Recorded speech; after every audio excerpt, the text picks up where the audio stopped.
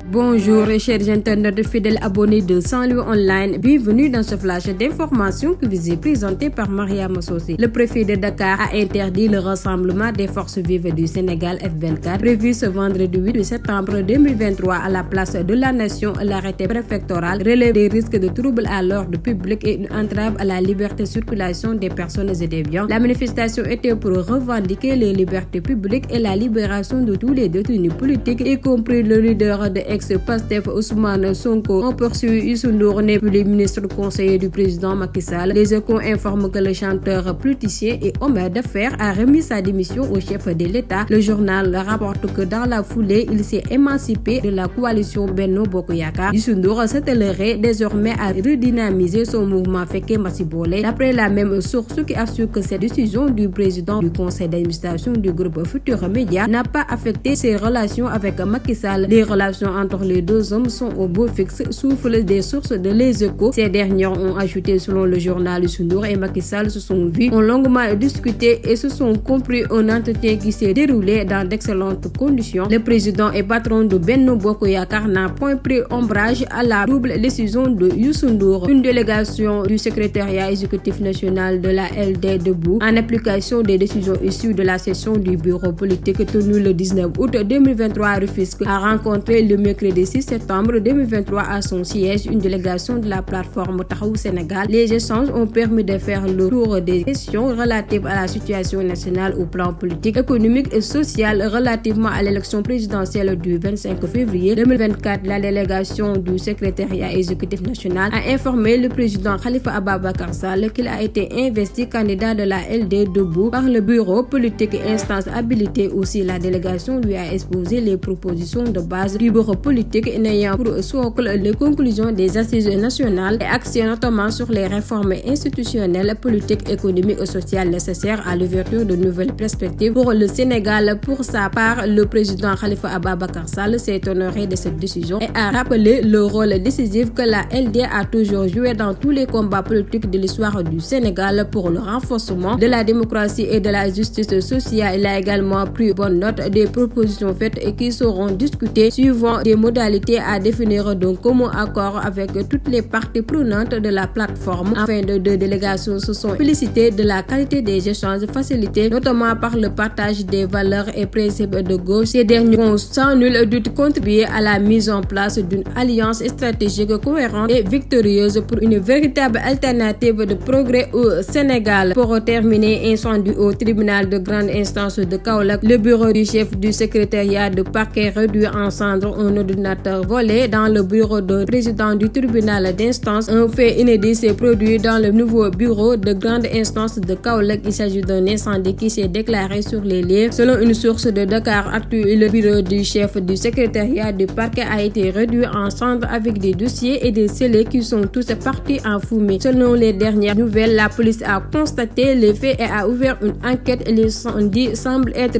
criminel. Voilà, c'était tout pour ce flash d'information. Continuez à liker et à vous abonner sur ce. Portez-vous bien.